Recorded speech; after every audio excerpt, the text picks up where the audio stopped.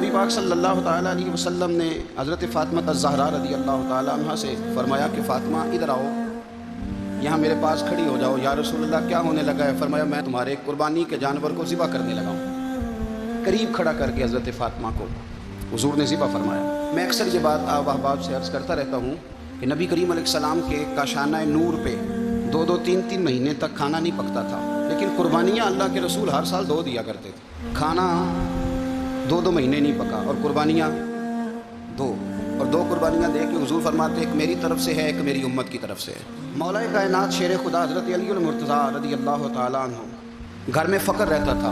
3 دن امام حسن اور حسین 3 دن بغیر سحری اور افطار کے کھجور اور پانی کے ساتھ روزہ رکھتے تھے، کھجور اور پانی کے ساتھ روزہ کھولتے تھے، پر قربانیاں مولا علی ہر سال 2 دیا کرتے تھے۔ ہمارے ہاں لوگ سارا سال خوشحال رہتے ہیں اور بڑی سے 10 دن پہلے تنگ دست ہو جاتے ہیں۔ جو 5 لاکھ روپیہ بیٹے کی شادی پہ خرچ کر لیتا ہے پتہ نہیں کہاں سے لاتا ہے۔ اگر اس کو پتہ چل جائے کہ یہاں ایک پلاٹ سستا مل رہا ہے تو پھر پتہ نہیں وہ کہاں سے ادھار اٹھا لاتا ہے۔ لیکن جب معاملہ قربانی کا آتا ہے پھر لوگ تنگ دستی کا اظہار کرتے ہیں۔ یاد رکھو جب بندہ رب کریم کے راستے میں دیتا ہے، حضور علیہ السلام نے فرمایا تھا حضرت اسماء سے کہ تو اللہ کے راستے میں بے حساب خرچ کر، رب بھی تجھے بے حساب ہی عطا فرمائے گا۔ قربانی کے لیے شوق پیدا کرے، ذوق پیدا کرے اور دلچسپی پیدا کرے۔ یہ بات ٹھیک ہے کہ قربانی صاحب استطاعت پر فرض ہے، لیکن اس کے لیے شوق پیدا کریں۔ ایک ہے قربانی کرنا اور پھر ایک ہے قربانی کے گوشت کو تقسیم کرنا۔ قربانی کا سارا گوشت گھر میں رکھنا جائز ہے، اور جب تک آپ کا دل کرے آپ وہ گوشت کھائیں، شریعت آپ کو منع نہیں کرتی۔ لیکن میرا یہ سوال ہے کہ قربانی ظاہر ہے وہی لوگ کرتے ہیں نا جن کے پاس طاقت ہوتی ہے، تو سارا سال گوشت کھاتے ہیں۔ تو مطلب سارا سال اگر آپ گوشت کھا رہے ہیں تو پھر آپ مہربانی فرمائیں، یہ تو اللہ کے راستے میں ہے تو کوشش کریں یہ تقسیم ہو جائے۔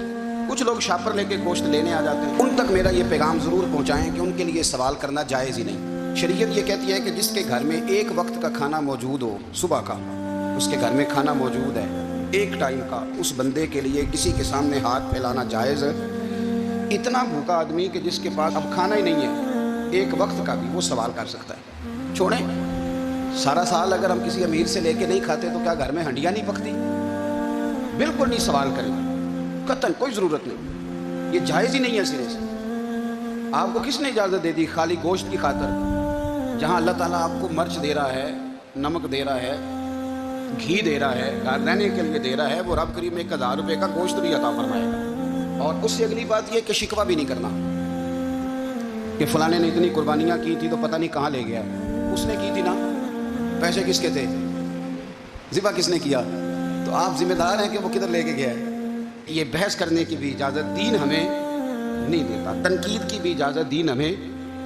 اس بات کو بھی ضرور ذہن میں رکھیں کہ ہم کہتے ہیں میں نے ابا جی کی اس سال کرنی ہے اور پھر اگلے سال اماں جی کی کرنی ہے اور پھر اس سے اگلے سال میں نے اپنی کرنی ہے۔ جس بندے کی جیب میں پیسے ہیں قربانی اس پر واجب ہے، اس کے ابا جی پر واجب نہیں۔ اگر ابا جی کے پاس الگ پیسے ہیں تو ابا جی پر قربانی واجب ہوگی۔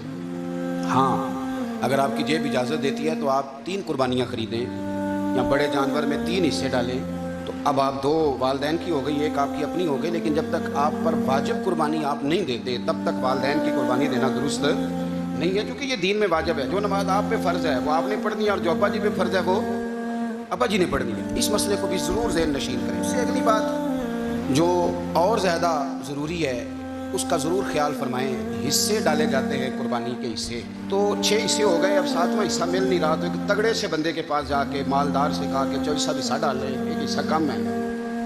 چودھری صاحب کہنے لگے کہ میں نے تو پہلے بھی 4 بکرے لیے ہوئے ہیں، تو چلو اگر تم کہتے ہو تو چلو بڑا گوشت آ جائے گا، ٹکے ہی بنا لیں گے، چلو بڑا گوشت بھی 10 کلو آ جائے گا تو کباب کے لیے رکھ لیں گے، چلو رکھ لو حصہ۔